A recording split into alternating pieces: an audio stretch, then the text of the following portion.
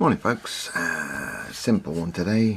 Duke of Brabant, as the Perrys call him, but he just looks like an armoured knight on a horse, as I would call him.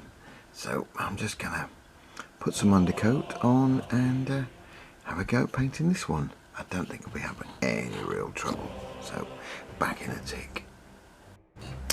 Okay, undercoat's done. Horse has got a bit dark, so I think I might lighten him up, put some dry brushes on him, shading him a bit. He's a bit too dark for me. The rider, of course, has had the grey, so I'm now going to do a silver, he says. Oh, I always say silver, but I mean chainmail. Put a chainmail on, and then I'm going to do a blue mix, blue tone with a dark tone mix. Mix those two up. So chainmail first. Once that's dry, blue tone and dark tone mix, because he's virtually all plate mail, chainmail, etc, etc. Right, I'll get those done and come back to you.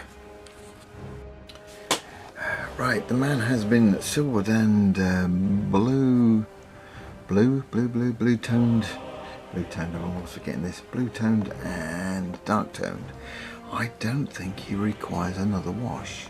John Barrett, whose idea this came from, I must give all credit to John, always recommends putting another coat on, but I think this looks about right for me. I may highlight some bits of silver later on, bits of chainmail, but I think I'll turn it round in the light. That looks pretty good.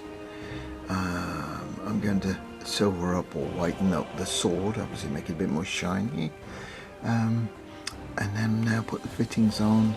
I think the saddle here is going to be a red with brass studs, and I should probably go red for the sword and the, God, I can't think of the name of it, knife. Small knife, scabbard, that's the word. Sword scabbard there. Yeah, so there's not going to be too much on this. Basically it's going to be reds and red browns and bits of silver with some gold fittings. I mean, it's a very simple figure. There's not too much you can do to it once you've got that bluey silver tinge, I think. So I'm quite happy with that, so I'm going to stick with that. Horse has had a coat. It's very shiny at the moment. Obviously I need to matte that down. It's okay, I'm not, just the way it went, I wasn't that pleased. Did a bit of highlighting, another stainer, but there we go. Once it gets its bits on, I think it might look a bit better. Get some trim on it, get some red brown trim and fetlocks, and I've got to put the chamfer on. The chamfer, which is going to be silver obviously, or chainmail, so I need to get that painted and then a wash on that.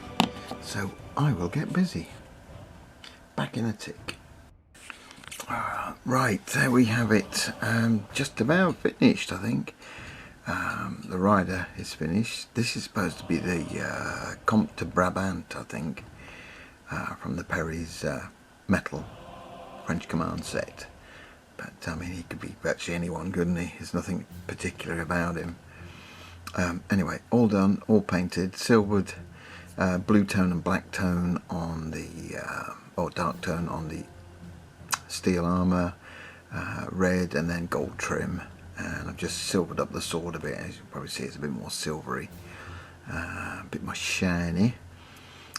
Yeah, and we've got the multicoloured reds, just so he's got to be varnished yet. And the horse, I've just added the socks, a bit more bright at the moment because it's still wet, and I think I've got to put a stainer on the eyepieces, the eye vents, on the horse. But yeah, the red's all done. I don't know if it shows. Again, very shiny. I've got to put a varnish on, so I'm now going to get the varnish on, and then I think finish basing and come back to you for a final roundup. I say there's not too much more to be done now, so I'll get that all sorted and come back to you.